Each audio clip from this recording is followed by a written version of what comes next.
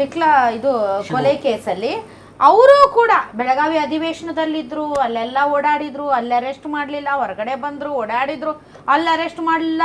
ಆಮೇಲೆ ಇದಕ್ಕಿಂತ ನಾಪತ್ತೆ ಬೈರತಿ ಬಸವರಾಜ್ ಅವ್ರು ನಾಪತ್ತೆ ಸಿಗ್ತಾ ಇಲ್ಲ 5 ತನಿಖಾ ತಂಡ ಮಾಡಿದ್ವಿ, ಇಷ್ಟು ತನಿಖಾ ತಂಡ ಮಾಡಿದ್ವಿ ಅಂತ ಕೊನೆಗೆ ಅವರಿಗೆ ಬೇಲ್ ಸಿಕ್ಕಿತು, ಅವ್ರು ಆರಾಮಾಗಿ ಓಡಾಡ್ಕೊಂಡಿದ್ದಾರೆ. ಇದು ರಾಜಗೌಡ ಕೇಸು ಅಷ್ಟೇ. ಅವ್ರು ಮಾಡಿರೋ ತಪ್ಪು ನಿರ್ದಾಕ್ಷಿಣ್ಯ ಕ್ರಮ ಕೈಗೊಳ್ತೀವಿ ಅಂತಾರೆ. ನೋಡಿದ್ರೆ ಈಗ ನಾಪತ್ತೆ ಅಂತ ಸೋಷಿಯಲ್ ಮೀಡಿಯಾದಲ್ಲಿ ಬಂದ್ರು, ಬೇಕಾಗಿರೋ ಚಾನಲ್ಗೆ ಮಾತಾಡಿದ್ರು, ಎಲ್ಲ ಮಾಡಿದ್ರು, ಈಗ ನಾಪತ್ತೆ. ಈಗೇನು ಅವ್ರಿಗೆ ನಿರೀಕ್ಷಣಾ ಜಾಮೀನು ಸಿಗೋವರೆಗೂ ಇವ್ರು ಅವ್ರನ್ನ ಮುಟ್ಟಂಗಿಲ್ಲ, ಸಿಕ್ಕ ಮೇಲೆ ಮತ್ತಾತ ಹೊರಗಡೆ ಬರುವಂತದ್ದು. ಸೊ ಒಂದು ಟ್ರೆಂಡ್ ಇವ್ರು ಸೆಟ್ ಮಾಡ್ತಾ ಇದ್ದಾರೆ. ಏನು ಅಂತಂದ್ರೆ they are giving enough time for them to get ಇದು ಏನು ಕಾನೂನಿನ ಪ್ರಕಾರ ಅವ್ರಿಗೆ ಜಾಮೀನು ಸಿಗುವ ನಿಟ್ಟಿನಲ್ಲಿ ಅವ್ರಿಗೆ ಬೇಕಾಗಿರುವಂತಹ ಸಮಯವನ್ನ ಖರೀದಿ ಮಾಡೋದಕ್ಕೆ ಇವರೇ ಸಮಯ ಕೊಟ್ಟು ಬಿಡೋದು. ಅದೇ ಒಬ್ಬ ಪಿಕ್ ಪ್ಯಾಕೆಟ್ ಮಾಡಿದಾನೆ ಅಂತ ಇಟ್ಕೊಳ್ಳಿ, ಗಂಡ ಹೆಂಡತಿ ಜಗಳ ಮಾಡಿದ್ರು ಅಂತ ಇಟ್ಕೊಳ್ಳಿ, ಓಡೋಗ್ ದರ ಕಾಲರ್ ಪಟ್ಟಿ ಹಿಡ್ಕೊಂಡು ಬಂದು ಏನ್ ಗಲ್ಲಿಗೆ ಏರಿಸ್ತಾರ ಅನ್ಬೇಕು, ಆ ಲೆವೆಲ್ಗೆ ಇರುತ್ತೆ ಇವ್ರದ್ದು. ಹಿಂಗಾಗಿ ನಮ್ಗೆ ಪೊಲೀಸ್ ಡಿಪಾರ್ಟ್ಮೆಂಟ್ಗಳ ಬಗ್ಗೆ ನನಗೆ ಗೊತ್ತಿಲ್ಲ. ಪೊಲೀಸ್ ಡಿಪಾರ್ಟ್ಮೆಂಟ್ಗಳು ಇತ್ತೀಚೆಗೆ ರಾಜಕೀಯ ಕಚೇರಿಗಳಾಗ್ತಾ ಇದಾವೆ ಅಂತ ಪ್ರತಿಪಕ್ಷಗಳು ಏನ್ ಮಾತಾಡ್ತಾ ಇದ್ದಾರೆ. ನನ್ಗೆ ಆ ತರ ಹೇಳಕ್ ಇಷ್ಟ ಇಲ್ಲ ಮೇಡಮ್, ಯಾಕಂದ್ರೆ ನಮ್ ಪೊಲೀಸರ ಬಗ್ಗೆ ನಮ್ಗೆ ತುಂಬಾ ಹೆಮ್ಮೆ ಇದೆ. ಯಾಕಂದ್ರೆ ಕರ್ನಾಟಕ ಪೊಲೀಸ್ ಅಂತ ಅಂದ್ರೆ ನಮ್ಗೆ ಅದು ನೆಕ್ಸ್ಟ್ ಲೆವೆಲ್, ಅದು ಹೇಳಂಗಿಲ್ಲ. ಅಂತಹ ಪೊಲೀಸ್ ಇಲಾಖೆ, ಪೊಲೀಸ್ ಕಚೇರಿಗಳ ಮಾನ ಮರ್ಯಾದೆ ಮೂರ್ಖಸಿಗ ರಾಜಾಗ್ತಾ ಇದೆ ಅನ್ನುವಾಗ ಪೊಲೀಸರು ಯಾವುದೇ ಒತ್ತಡಕ್ಕೆ ಮಣಿಬಾರ್ದು ಮೇಡಮ್. ಯಾಕೆ ಮಣಿಬೇಕು ಯಾರ್ದಾದ್ರೂ ಒತ್ತಡಕ್ಕೆ? ಜನಸಾಮಾನ್ಯರ ವಿಚಾರದಲ್ಲಿ ಒತ್ತಡಕ್ಕೆ ಮಣಿಯದಂತ ನಮ್ಮ ಪೊಲೀಸ್ ಇಲಾಖೆ ಇಂತಹ ರಾಜಕಾರಣಿಗಳು ಮತ್ತು ಪೊಲೀಸ್ ಅಧಿಕಾರಿಗಳ ವಿಚಾರದಲ್ಲಿ ಯಾಕೆ ಮುಲಾಜಿಗೊಳಗಾಗ್ತಾರೆ, ಯಾಕೆ ಒತ್ತಡಕ್ಕೆ ಒಳಗಾಗ್ತಾರೆ? ಯಾರ ಬಗ್ಗೆ ಅಭಿಪ್ರಾಯ ಮೂಡ್ತಾ ಇದೆ ಇವತ್ತು? ಪೊಲಿಟಿಷಿಯನ್ ಬಗ್ಗೆ ಅಭಿಪ್ರಾಯ ಮೂಡ್ತಾ ಇಲ್ಲ, ಇವತ್ತು ಪೊಲೀಸ್ ಡಿಪಾರ್ಟ್ಮೆಂಟ್ ಬಗ್ಗೆ ಎಲ್ಲರೂ ಮಾತಾಡ್ತಾ ಇದ್ದಾರೆ. ಏನಾಗಿದೆ ನಮ್ಮ ಪೊಲೀಸರಿಗೆ, ಏನಾಗಿದೆ ನಮ್ಮ ಕರ್ನಾಟಕ ಪೊಲೀಸರಿಗೆ? ಯಾವುದೋ ಒಬ್ಬ ರಾಜಕಾರಣಿಯ ಒತ್ತಾಸೆ ಅಂತ ಕೆಲಸ ಮಾಡುವಂತಹ ಅವ್ರ ಚೇಳಗಳಾಗ್ಬಿಟ್ಟಿದ್ದಾರೆ ಅನ್ನುವಂಥ ಪದ ಬಳಸೋದಕ್ಕೂ ನಿಮ್ಗೆ ತುಂಬಾ ಹರ್ಟ್ ಆಗುತ್ತೆ. ಯಾಕೆ ಅಂತಂದ್ರೆ ಈ ತರದ ಅಭಿಪ್ರಾಯ ಮೂಡೋದಕ್ಕೆ ಬಿಡಬಾರ್ದು ಪೊಲೀಸ್ ಡಿಪಾರ್ಟ್ಮೆಂಟ್. ಯಾಕಂದ್ರೆ ಇವ್ರು 5 ವರ್ಷಕ್ಕೆ ಬರ್ತಾರೆ, 5 ವರ್ಷಕ್ಕೆ ಹೋಗ್ತಾರೆ. ನೀವು ಶಾಶ್ವತವಾಗಿರೋರು, ನೀವೊಂದು ಟ್ರೆಂಡ್ ಸೆಟ್ ಮಾಡಿದ್ದೀರಾ, ನಿಮಗೆ ಆದಂತ ಒಂದು ಗೌರವ ಇದೆ ಇಡೀ ದೇಶದಲ್ಲಿ. ಇಂತಹ ಕ್ರಿಮಿಗಳಿಗೋಸ್ಕರ ಅವ್ರು ಎಲ್ಲಿ ಏನಾದ್ರು ಮಾಡ್ಕೊಂಬರ್ಲಿ, ನಮಗೆ ಬೇಕಾಗಿಲ್ಲ ಅಂತ ಜಾಗದಲ್ಲಿ ಕುತ್ಕೊಂಡು ಎಷ್ಟೋ ಜನಕ್ಕೆ ನ್ಯಾಯ ಸಿಗುವಂತ ಒಂದು ಸ್ಟೇಷನ್ ಅಲ್ಲಿ ಈ ಅಲ್ಕ ಕೆಲಸ ಮಾಡಿದ್ದಾರೆ ಅಂದ್ರೆ ಅದೇನು ಸಣ್ಣ ಪುಟ್ಟ ಎಲ್ಲ ಬಂದಾದಾಗ ಒಂದು ಕಲ್ಲು ಹೊಡೆದ್ರೆ ಅವ್ರಿಗೆ ದೇಶದ್ರೋಹಿ ಕೇಸ್ಗಳು ಹಾಕಿದ್ದಾರೆ. ನನಗೆ ಗೊತ್ತಿದೆ ಅದ್ರ ಬಗ್ಗೆ, ನಾನು ಅದೆಲ್ಲ ಸ್ವಲ್ಪ ಅನುಭವಿಸ್ತಿರೋ ಕತೆ ಕೇಳಿದ್ದೀನಿ. ಇದು ದೇಶದ್ರೋಹಿ ಕೆಲಸ ಅಲ್ವಾ ಇವ್ರು ಮಾಡ್ತಿರೋದು? ಇದು ಎಂತ ಅಲ್ಕ ಕೆಲಸ ಮೇಡಮ್, ಇದು ನೋಡಕ್ಕೆ ಅಸಹ್ಯ ಆಗುತ್ತೆ ನಿಜವಾಗ್ಲೂ. ಇವರೆಲ್ಲ ಕೂತಿರೋ ನಮ್ಗೆ ಅಲ್ಲಿ ನೋಡಿ ಆ ದೃಶ್ಯ ಮಾತಾಡೋಕ್ಕೂ ಕೆಲವು ಅಸಹ್ಯ ಆಗುತ್ತೆ. ಬೇಕಾ ಇದೆಲ್ಲ ಇವ್ರಿಗೆ? ದಯವಿಟ್ಟು ಇವ್ರಿಗೆ ಯಾವ್ದೋ ಒಂದು ಒಳ್ಳೆ ಕೇಸ್ ಈ ದೇಶದ್ರೋಹಿ ಸಂಬಂಧಪಟ್ಟಂಗೆ ಅಥವಾ ಇನ್ನೂ ಅದಕ್ಕಿಂತ ಹೆಚ್ಚಿಗೆ ಯಾವ್ದಾದ್ರು ಸೆಕ್ಷನ್ ಇದ್ರೆ ಅದಾಕ್ಬಿಟ್ಟು 1-2 ದಿನ ಜೈಲಿಗೆ ಕಳಿಸಿದ್ರೆ ಬುದ್ಧಿ ಬರುತ್ತೆ ಈ ಮನುಷ್ಯನ್ಗೆ ಅನ್ಸುತ್ತೆ. ಅಲ್ಲ ಸರ್, ಆ ಜಾಗದಲ್ಲಿ ಕೂತಿ ಅದು ದೇಶದ್ರೋಹಿ ಕೆಲಸ ಆಗಲ್ವಾ? ಆ ಬಾವುಟ ನೋಡಿದ್ರೆ ಅವ್ರಿಗೆ ಸ್ವಲ್ಪ ಭಯ ಬೇಡವಾ? ನಾನು ಎಲ್ಲಿ ಕೂತಿದ್ದೀನಿ ಅಂತ ಜ್ಞಾನ ಇಲ್ವಾ ಸರ್ ಅವ್ರಿಗೆ? ಅದಕ್ಕೆ ಹೇಳಿದ್ದು misconduct, unbecoming of what is. ಹಂಗಾದ್ರೆ ಏನು ಮಾಡಕ್ಕೆ ಆಗಲ್ವಾ ಸರ್ ಇವ್ರನ್ನ? ಮತ್ತೆ 3 ದಿನ ತಗೋತಾರೆ. ಇನ್ನೇನು ರಿಟೈರ್ಡ್ ಅಂತಲ್ವಾ? ಆದ್ರೆ ಹೆಂಗ್ 3 ದಿನ ತಗೊಂಡ್ರೆ ಕೋರ್ಟ್ ಹೋಗ್ಬೇಕು ಅಲ್ಲ, ಮೇಘ ಅವ್ರಿಗೆ ರಿಟೈರ್ಡ್ ಅಂತಲ್ಲ, ಬರಲ್ಲ. ಯಾಕಂದ್ರೆ ಹಾಕಿ ಕೊಡ್ಬೇಕಾಗ್ತದೆ ಕಂಪ್ಲೇಂಟ್.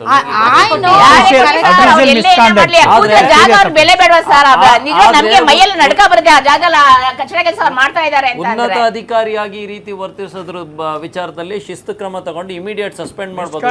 ಡಿಜಿಪಿ ಅಂದ್ರೆ ಅವ್ರ ಕೈ ಕೆಳಗೆ ಯಾರ್ಯಾರು ಇರ್ತಾರೆ ಹೇಳಿ ಸರ್, ಎಕ್ಸ್ಪ್ಲೇನ್ ಮಾಡಿ ಸರ್.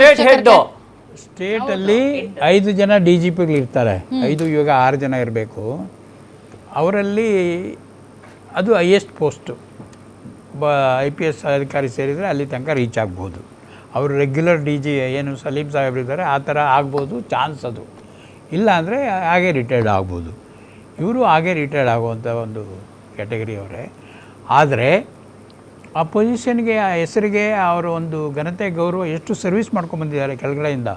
ASP ಇಂದ SP ಇಂದ ಏನು DIG IG ಅಂತ ಅಂದ್ಕೊಂಡು ಎಲ್ಲ ಸಾರ್ವಜನಿಕರ ಕ್ಷೇತ್ರ ನೇರ ಸಂಪರ್ಕದಲ್ಲಿ ಪಬ್ಲಿಕ್ಕಿಗೆ ಬರುವಂಥವ್ರು ಇವರು. ಇವ್ರನ್ನ ಕಾಣ್ತಾರೆ, ಏನು ಅವರು ನಡೆಯೋರು ಸ್ಟೈಲು. ಈ ಸಾಂಗ್ಲಿನ ಹೆಸರು ಕೇಳಿದ್ರೆ ನೀವು, ಎಷ್ಟು ಪಿಕ್ಚರ್ ತೆಗೆದ್ರು. ಯಾಕೆ? ಅವರು ಆ ರೀತಿಯ ಒಂದು ಸಂಬಂಧ, ನಡೆ, ಅವರೊಂದು ಕ್ರಿಯೇಟ್ ಮಾಡಿದಂಥ ಒಂದು ಇಮೇಜು, ಆ ಇಮೇಜು ಪ್ರತಿಯೊಂದು ಅಧಿಕಾರಿಗೂ ಬೇಕು, ಕಾನ್ಸ್ಟೇಬಲಿಂದ ಹಿಡಿದು. ನಮ್ಮಲ್ಲೇ ನಾನೊಂದು ಸಣ್ಣ ಉದಾಹರಣೆ ಕೊಡಬೇಕಾದ್ರೆ, ಒಬ್ಬ ಕಾನ್ಸ್ಟೇಬಲ್ ನನ್ನಲ್ಲಿ ಕೆಲಸ ಮಾಡುವವನು, ನೋಡಪ್ಪ ಒಂದು ಅದಕ್ಕೆ ಇನ್ನು ಇವ್ರು ದೂರಿದೆ, ಹೋಗಿ ಕರ್ಕೊಂಡು ಬಾ ಅಂತಂದರೆ ಅವ್ರದ್ದು ಕಾರಲ್ಲಿದೆ, ಹೋಗಬೇಕಾದ್ರೆ ಅಂತ ಹೇಳಿದ್ದೆ. ಯಾಕಲ್ಲ ಸರ್ ಅವ್ರ ಕಾರಲ್ಲಿ ಹೋಗಲ್ಲ, ನಾನು ಸೈಕಲ್ ತೊಗೊಂಡು ಬಾಡಿಗೆ ಸೈಕಲ್ ತೊಗೊಂಡು ಹೋಗ್ತೀನಿ, ಇಲ್ಲ ನಡ್ಕೊಂಡು ಹೋಗ್ತೀನಿ ಅಂತಂದ ಅವನು. ಇದು ಒಂದು ಕಾನ್ಸ್ಟೇಬಲ್ಸಲ್ಲಿ ನಮ್ಮಲ್ಲಿ ಇವತ್ತು ನಾವು ಹೆಚ್ಚಿನ ಒಂದು ಶಿಸ್ತನ್ನು ಕಾಣ್ತೀವಿ, ಹೆಚ್ಚಿನ ಒಂದು ಜವಾಬ್ದಾರಿಯನ್ನು ಕಾಣ್ತೀವಿ. ಇನ್ನೊಂದು ಸೀನಿಯರ್ ಆಫೀಸರ್ ಹೀಗೆ ಬಿಹೇವ್ ಮಾಡ್ತಾನೆ ಅಂತ ಹೇಳಿದ್ರೆ ಅನ್ಬಿಕಮಿಂಗ್ ಆಫ್. ನಾನು ಕೂಡ ಈ ಇಲಾಖೆಯಲ್ಲಿ 37 ವರ್ಷ ಮಾತ್ರ ಸರ್ವಿಸ್ ಮಾಡಿದ್ದೀನಿ. 37 ವರ್ಷ ಮಾತ್ರನಾ ಸರ್ ಅದು? ಸಾಕಷ್ಟು ಹಿರಿಯ ಅಧಿಕಾರಿಗಳನ್ನ ನೋಡಿದ್ದೀನಿ, ಸಾಕಷ್ಟು ಕೆಲಸಗಳನ್ನು ಕೂಡ ನಾವು ಏನು ಪೊಲೀಸಲ್ಲಿ ಎಲ್ಲ ರೀತಿಯ ಒಂದು ಕೆಲಸಗಳು ಮಾಡ್ಬೋದು, ದೇಶದಲ್ಲಿ ಹಾಗೂ ಹೊರದೇಶದಲ್ಲಿ ಮಾಡ್ಬೋದು, ಅಷ್ಟು ಮಾಡಿದ್ದೀನಿ. ಆದರೆ ಈ ರೀತಿಯ ಒಂದು ಅಧಿಕಾರಿನ ನಾನು ನೋಡಲೇ ಇಲ್ಲ. ಇವರು ಶುರುವಿಂದ ತಪ್ಪುಗಳು ಮಾಡ್ಕೊಂಬರ್ತಾ ಇದ್ದಾರೆ, ಒಂದಾದಮೇಲೆ ಒಂದು. ಈ ತಪ್ಪು ಮಾಡಿದ್ದೀನಿ ಏನೂ ಮಾಡಿಲ್ಲ, ಇನ್ನೊಂದು ತಪ್ಪು ಮಾಡಿದ್ದೀನಿ ಏನೂ ಮಾಡಿಲ್ಲ, ಇನ್ನೊಂದು ತಪ್ಪು ಮಾಡಿದ್ದೀನಿ ಏನೂ ಮಾಡಿಲ್ಲ. So it is N cumulative effect. ಎಲ್ಲ ಒಂದೊಂದು ರಾಜ್ಯ ಆಗಿ ಸರ್ಕಾರಕ್ಕೆ ಎಷ್ಟು ಮರ್ಯಾದೆ ಪ್ರಶ್ನೆ ಸರ್ ಇದು? ಸರ್ಕಾರಕ್ಕೆ ಎಷ್ಟು ಮರ್ಯಾದೆ ಪ್ರಶ್ನೆ ಇದು? ಸರ್ಕಾರ, ಅದಕ್ಕೆ ನಾನು ಹೇಳಿದ್ದು it's the biggest damage on the government.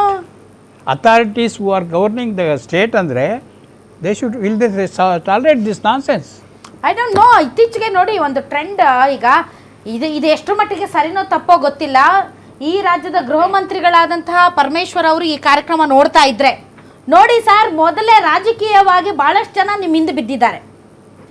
ಏನೋ ದಲಿತ ಸಿಎಂ ಮಾಡಬಹುದು, DK ಶಿವಕುಮಾರ್ ಮತ್ತು ಮುಖ್ಯಮಂತ್ರಿಗಳ ನಡುವಿನ ಫೈಟ್ನಲ್ಲಿ ಪರಮೇಶ್ವರ್ ಅವ್ರಿಗೊಂದು ಚಾನ್ಸ್ ಸಿಗಬಹುದು ಅನ್ನುವಂಥ ವಿಚಾರ ಮುನ್ನೆಲೆಗೆ ಬಂದಾಗಿಂದ ಸಾಕಷ್ಟು ತಮ್ಮ ಡಿಪಾರ್ಟ್ಮೆಂಟಲ್ಲಿರುವಂಥ ಲೋಪಗಳನ್ನು ಸ್ವತಃ ಮುಖ್ಯಮಂತ್ರಿಗಳೇ ಎತ್ತಿ ಮಾತಾಡ್ತಾ ಇದ್ದಾರೆ.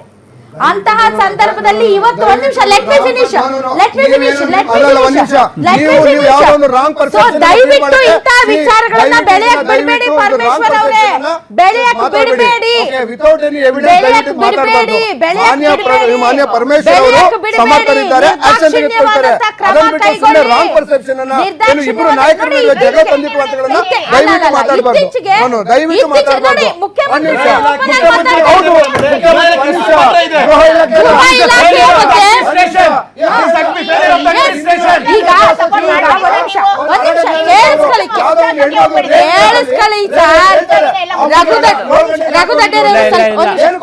ಸ್ವಲ್ಪ ಈಲ್ಡ್ ಆಗ್ತೀರಾ?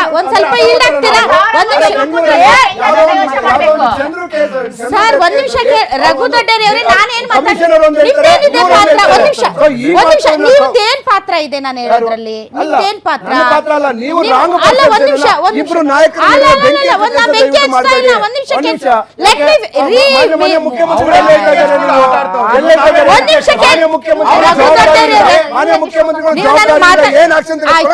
ಆಯ್ತು, ಫಿನಿಶ್ಡ್. ಒಂದ್ ನಿಮಿಷ ಮುಗಿತಾ ನಿಮ್ದು? ಮುಗಿದ್ಮೇಲೆ ನೀವು ಮುಗಿದ ಮೇಲೆ ಒಂದ್ ಮಾತು ಮಾತಾಡಂಗಿಲ್ಲ. It's my opinion. ನೀವ್ ಹೇಳಿ, ಒಂದ್ ನಿಮಿಷ ಟೈಮ್ ಕೊಡ್ತೀನಿ. ಆಮೇಲೆ ನನ್ನ ಒಪಿನಿಯನ್ ಮಧ್ಯ ಮಾತಾಡ್ಕೂಡ್ದು.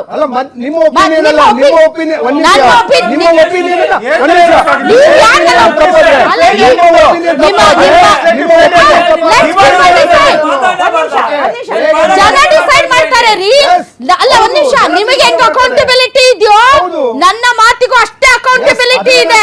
Let's people decide. ನಿಮ್ದೇನಿದೆ ಅಭಿಪ್ರಾಯ? ಮುಗಿಸಿ ಸುಮ್ಮನೆ. ನಾನು ಹೇಳ್ತೇನೆ ನೋಡಿ, ಎರಡೂ ಒಂದ್ ನಿಮಿಷ.